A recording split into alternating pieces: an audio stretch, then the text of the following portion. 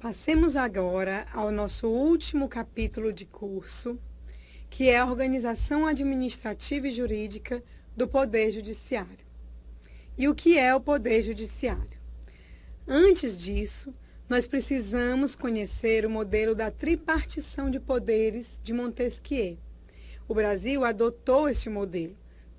Segundo este modelo, o Estado deve ser dividido em 3 poderes que possuem igual capacidade de igual poder. Eles são independentes e autônomos entre si. Não existe um poder que seja superior ao outro. E quais são esses poderes? O poder legislativo, que é aquele que edita as leis. O poder executivo, que é aquele que vai executar as leis, cumprir as leis. E o poder judiciário, que é o poder que vai dirimir os conflitos existentes na sociedade.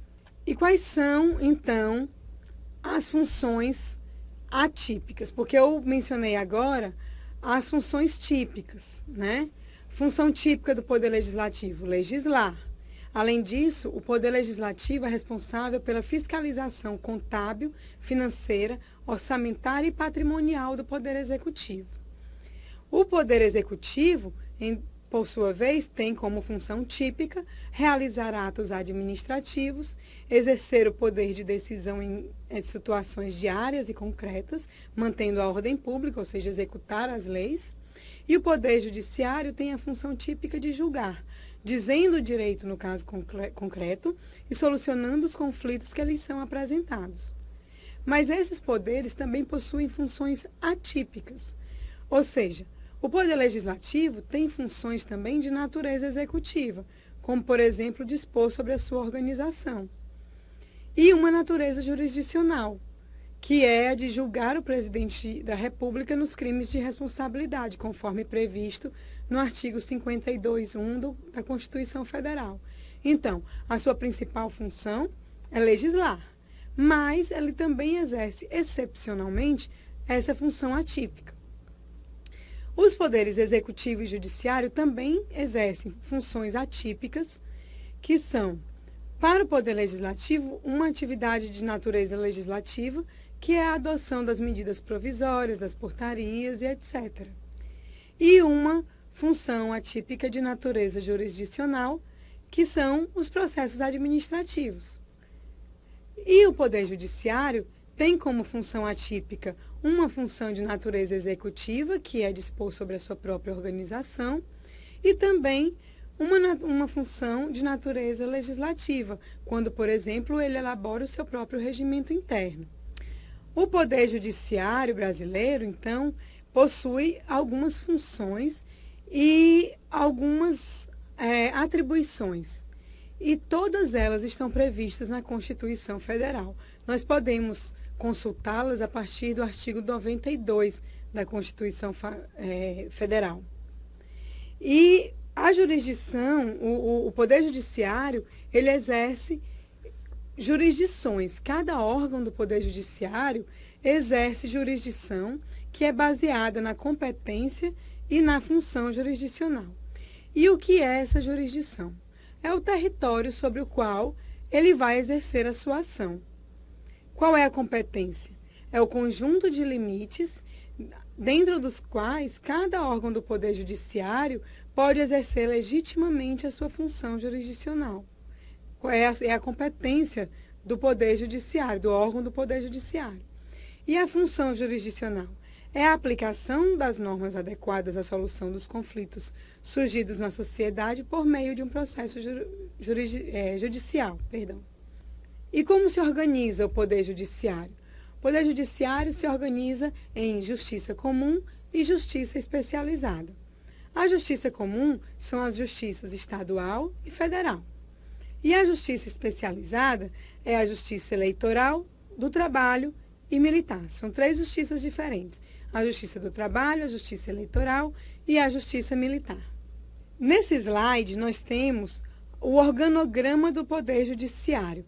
Ele é bem didático e traz de coloridinho a organização de cada órgão do Poder Judiciário. Você vê aí Justiça Estadual e Justiça Federal como Justiça Comum, a divisão em primeira e segunda instância, que é a divisão de competência de primeira instância e de segunda instância, e o Superior Tribunal de Justiça, que é o órgão máximo da Justiça Comum. Então, na Justiça Estadual, nós temos os juízes de direito, que atuam em primeira instância, nos foros, varas especializadas. Em segunda instância, nós temos os desembargadores, que vão atuar no Tribunal de Justiça. E o Superior Tribunal de Justiça, que é o órgão máximo, tem os ministros. A Justiça Federal tem, em primeira instância, os juízes federais, que atuam nas seções judiciárias e varas. Em segunda instância, temos os juízes federais, que atuam nos tribunais regionais federais, os TRFs, que são 5 no Brasil. O Brasil é dividido em 5 regiões de justiça federal. Os juízes federais de segunda instância são também denominados desembargadores federais. Na justiça especializada, nós temos a Justiça do Trabalho, Justiça Eleitoral e Justiça Militar. Na Justiça do Trabalho, nós temos os juízes trabalhistas, que atuam nas varas do trabalho. Em segunda instância, os juízes do trabalho ou desembargadores federais do trabalho, que atuam nos TRTs, que são ao todo 24. Não é um TRT para cada estado. Normalmente, sim, mas nós temos o TRT da 8ª região, que atua no Pará e no Amapá. Em São Paulo, nós temos 2 TRTs, o TRT da 2ª região, que abrange a região metropolitana da cidade de São Paulo, a própria cidade de São Paulo e a Baixada Santista. O TRT da 15ª região, que abrange os demais municípios do estado de São Paulo. E nós temos o TRT de Rondônia e Amazonas, que também é um TRT para 2 estados, certo? Então, nós temos 24 TRTs neste nosso país. Então, na Justiça Eleitoral, nós temos um TRE para cada estado, um Tribunal Regional Eleitoral para cada estado. Em primeira instância, nós temos os juízes eleitorais e os cidadãos que atuam nas juntas eleitorais. Os juízes eleitorais não são juízes de carreira. O que eu quero dizer com isso? Não há um concurso público para juiz eleitoral. O que é que normalmente acontece? O juiz do Tribunal de Justiça, de cada município, em cada município vão ser indicados alguns juízes do Tribunal de Justiça que vão exercer a função de juiz eleitoral durante um biênio, ou seja, durante 2 anos, certo? Na segunda instância, nós não temos os desembargadores eleitorais, nós temos juízes eleitorais de segunda instância que atuam no TRE. Como é que são formados os quadros do TRE? A indicação de juízes do TJ, do Tribunal de Justiça, de juízes federais e de juízes que são indicados pelo Ministério Público ou pela OAB, que vão ocupar a vaga do 5º Constitucional. Em seguida, vocês vão compreender melhor o que é o 5º Constitucional. Por ora, vocês precisam saber que os juízes de segunda instância da Justiça Eleitoral não são juízes de carreira, ou seja, não há um concurso para juiz eleitoral que em seguida é promovido a juiz eleitoral de 2º grau. Há uma indicação de juízes do TJ, do TRF e também membros do Ministério Público e da OAB que vão exercer essa função por 2 anos. Logo acima, nós temos o TSE, que é o Tribunal Superior Eleitoral, que é composto por ministros que são também indicados, certo? Por fim, nós temos a Justiça Militar, na qual os juízes de direito, na primeira instância, realizam as auditorias militares e, na segunda instância, há um colegiado de juízes civis e militares que atuam no Tribunal de Justiça Militar. Ok? O órgão de cúpula da Justiça Militar é o Superior Tribunal Militar. Eu esqueci de falar sobre o TST, que é o órgão de cúpula da Justiça do Trabalho. Então, na Justiça Especializada, nós temos 3 órgãos de cúpula. O TST na Justiça do Trabalho, a Justiça Eleitoral, o TSE na Justiça Eleitoral e o STM na Justiça Militar. Todos esses órgãos, inclusive os órgãos de cúpula, estão em situação hierárquica inferior ao Supremo Tribunal Federal, que é a nossa Corte Suprema, que é a nossa Corte Constitucional. É quem vai resolver as questões constitucionais que surgem no nosso país. Os ministros atuam no STF sempre em casos que envolvam a lesão ou a ameaça à Constituição Federal. Então, nós temos esse organograma bem explicadinho de como funciona o Poder Judiciário. E quais são as garantias institucionais do Poder Judiciário? Elas estão no artigo 96, inciso 1,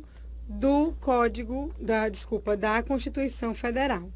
A primeira garantia institucional é a autonomia orgânico-administrativa. O que é que isso quer dizer? Que o Poder Judiciário possui autonomia para elaborar seu regimento interno, nomear, conceder licença aos seus servidores. Todas as questões administrativas do Poder Judiciário são resolvidas por ele próprio, existe uma autonomia. E uma autonomia orgânica também, ou seja, ele pode elaborar, criar os seus próprios órgãos, ali dentro, por exemplo, criar varas, elaborar projetos de lei de criação de varas, elaborar projetos de lei de criação de novas turmas julgadoras na segunda instância. Então, é uma autonomia orgânico-administrativa. Também possui a garantia de autonomia orçamentária, ou seja, o próprio Poder Judiciário pode elaborar as suas propostas orçamentárias, certo? E quais são os princípios constitucionais da organização judiciária? Nós temos 3 princípios constitucionais. Um é o princípio do juiz natural. É um princípio constitucional que diz que não vai haver tribunal de exceção. O que significa isso? Que a pessoa vai ser sempre julgada por uma autoridade competente, um órgão jurisdicional previsto na Constituição, e não um processo ou uma causa que vai ser criado particularmente para aquela hipótese que ocorreu. Se é criado um tribunal que vai julgar um caso específico, esse é um tribunal de exceção que é vedado pela nossa Constituição. Então, é criado um órgão pela Constituição, dotado de poderes e competências, que vai julgar de forma geral, os processos de forma sempre geral. Conforme está na nossa apostila, significa que a autoridade competente é o órgão jurisdicional previsto na Constituição, a quem foi outorgada a competência para julgar os casos em geral, e não um processo ou causa em particular. Já existe, portanto, um juiz definido para o caso ser debatido no Poder Judiciário, mesmo antes do ingresso da ação. Então, esse é o princípio do juiz natural. E qual é o princípio da justiça dual ou do dualismo jurídico? Bom, como nós vimos, nós temos uma justiça estadual e uma justiça federal, certo? Então, o princípio da justiça dual é justamente isso. Como nós somos uma república federativa, em que cada entidade federativa, em que os estados federados têm autonomia, esses estados também vão ter um poder judiciário próprio, que é o Tribunal de Justiça. E nas questões relativas à república, as questões relativas ao país, quem vai julgar vai ser a Justiça Federal, certo? Então, esse é o princípio da justiça dual ou dualismo jurídico. A União é representada pelo Poder Judiciário Federal e os estados pelo Poder Judiciário Estadual, sendo que juntos eles vão formar o Poder Judiciário Nacional. Não confundam esse princípio com o princípio do duplo grau de jurisdição. O princípio do duplo grau de jurisdição, ele garante que aquele que perdeu a ação em primeira instância tem o direito de buscar uma segunda opinião, tem o direito de recorrer, certo? Então, aquele que, inconformado com a decisão de primeira instância, recorre ao poder, à segunda instância, aos tribunais, certo? Ou no caso de ações originárias dos tribunais, como, por exemplo, os habeas corpus ou mandados de segurança, que são originários dos tribunais, o recurso vai ser direcionado ao Tribunal Superior correspondente, certo? Então, é o direito ao duplo exame da causa. Esse é o princípio do duplo grau de jurisdição. E quem compõe o Poder Judiciário do Brasil? É a magistratura, certo? A nossa magistratura nacional. É o corpo de juízes que integra o Poder Judiciário. A magistratura é regida pela Lei Orgânica da Magistratura Nacional. E o ingresso na magistratura se dá por meio de concurso público ou através do quinto constitucional. O que é o quinto constitucional, que eu já mencionei anteriormente? Nos TRTs, TRFs, TJs, TST e Supremo Tribunal Federal, há uma indicação de juristas, de aplicadores do direito que são membros de carreira do Ministério Público ou que são advogados e que vão se tornar juízes da área específica daquele tribunal para o qual ele foi indicado. Ele não fez o concurso público, ele não é juiz de carreira. Ele entra pelo quinto constitucional. E por que esse nome, quinto constitucional? Porque a Constituição prevê que 1/5 das vagas dos tribunais será provido por membros do Ministério Público e da advocacia, membros da OAB. Certo? Então, por isso chama quinto constitucional. Quais são os pontos positivos? São novos olhares. Os pontos positivos do quinto constitucional é que essas pessoas que vêm do Ministério Público e que vêm da OAB, eles têm uma visão diferente das situações jurídicas que se apresentam. Eles passaram boa parte de sua vida trabalhando do outro lado da justiça, como membros do Ministério Público, promotores, ou como advogados, defensores, procuradores do Estado, certo?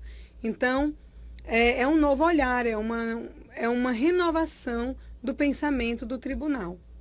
Isso gera, muitas vezes, até alterações de jurisprudência, porque eles trazem uma nova forma de enxergar os casos e, portanto, criam novos precedentes. Qual é o ponto negativo? O principal ponto negativo da utilização do quinto constitucional é que, em tese, a escolha não leva em conta o mérito, porque o concurso público, ele leva em conta o mérito daquele que foi aprovado no concurso público para a carreira de magistrado.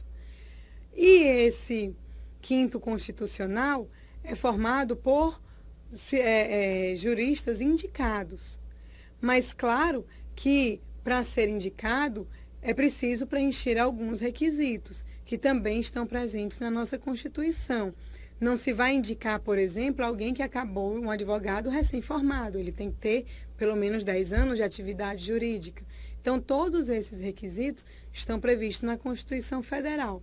Mas, à primeira vista, a indicação não leva em conta o mérito, porque não existe uma prova, uma avaliação que esse candidato, esse indicado faça e que prove que ele tem capacidade de estar ali como magistrado, certo?